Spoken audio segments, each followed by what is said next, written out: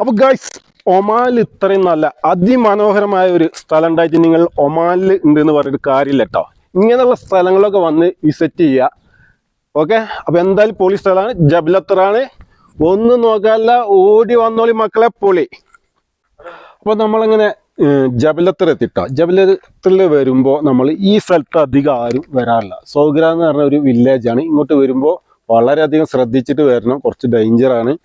ഇതുണ്ടല്ലേ, നമ്മൾ അങ്ങോട്ടാണ് പോകാൻ പോകുന്നത്, താഴത്തേക്ക്. അടിപൊളി സ്ഥലമാട്ടോ ജബലത്തർ. വരുമ്പോൾ നിങ്ങളിത് മിസ് ചെയ്യണ്ട.